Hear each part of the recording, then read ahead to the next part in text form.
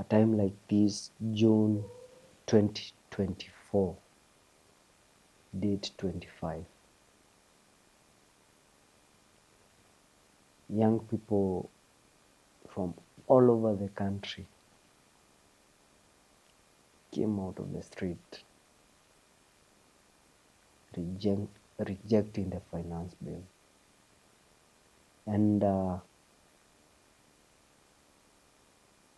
kesho being a remembrance date for whatever happened last year, I want us to agree and I want us to talk as one Kenya, as one country. What we are advocating for is peace, and kila mtu out there, I want us to, if you're going to come out, lazima ukuwe yani na one agenda. You're not going to vandalize, you're not going there to steal, you're not going there to kill. Because there's that part where the protesters start to steal. There's the other part where the police people use force and they kill literally. Wanaua tu. So tomorrow we don't want to hear anything like that happening to any person that will come out. What we want is peace. And we are tired of abduction. We are tired of killings. We are tired of blood spilling kila time. Wazazi wamechoka kulianga kila time. They are being blinded with some few money. Watu wamechoka manze. So as young people, what we are saying is one thing and one thing only. We just want to advocate for peace. We just want to advocate for better resource management. We just want to advocate for better healthcare, job opportunities for the government part to create jobs opportunities for the young people. That is what we want. And I believe we have a valid reason to come out.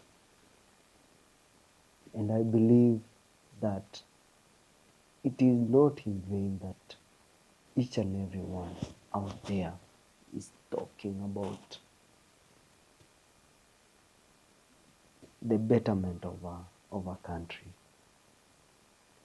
Yes, there is that part where we feel like the economy is not taking us in the right direction. But we have to talk using proper channels. Don't use force. Don't abuse people using online media, using your phones, your X, your TikTok accounts. Don't abuse people out there. What we want is maturity as a country. And it has to come from, lazima ianzie kutoka kwa leaders. Our leaders wenye tuli-elect, those people are there to support us. And I believe they have a valid reason. They all are genuinely there as leaders. Even if circumstances huwa zinakuja zinabadilika, tunaanza kuona yes, tulikuwa tunaenda kutoka bottom and up, now we are going from up to bottom. That was not the main agenda. They have a valid reason and they have a strategy that they are working towards, bringing people from down to top. So it's upon us all to take care of each other, create opportunities, better our country, because today it might be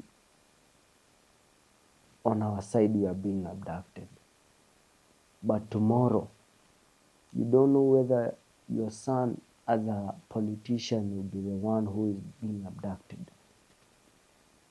Huh? We have to wake up. This is a wake up call for each and every one. Lazima, like, we have to talk, we have to speak sense, and we have to work so that each and everyone can be in a better state. So for me here is I'm advocating for peace, first of all, and whether or not we are going to see you tomorrow in maandamano, June 2025, date 25.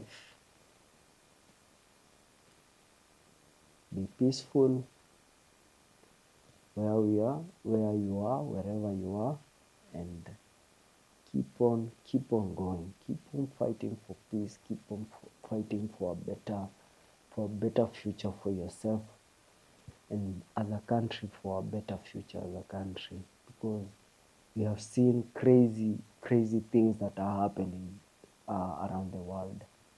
We have seen Iran versus Israel, Iran versus the United States. You don't want that as a country. You cannot fight yourself. No? We have to be brothers, our brothers and sisters, people. Resources have to be equally shared. Mtu mwenye ako Kilifi, mtu mwenye ako Siaya, lazima experience that, the sweetness of their labor. And I believe each and every place we have a good government, and we have a good structure. And as young people, we have to be very focused in developing the best out of us, because we are the one whom we are going to inherit whatever that is made out here. Tukiharibu each and every one, we have nothing. Hatakuwa na kitu. There will be no schools, there will be no workplaces, there will be no peace. There will be no places to be entertainment places. So you have to be very, very careful in how we are advocating for whatever that we are fighting for, because we have a government, we have a constitution, and we have the right and proper channels to go through. So for us all, we don't want blood. First of all, we want peace. We want to be protected by our policemen. We want to be heard by our leaders.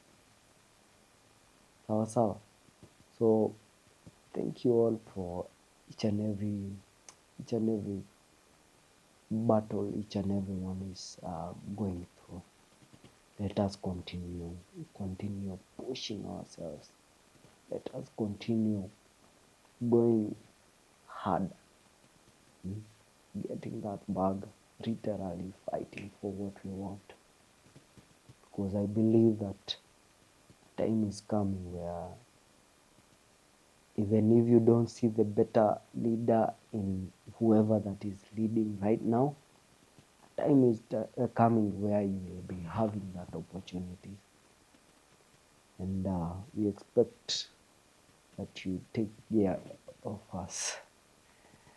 So, yeah. So till next time, my guys.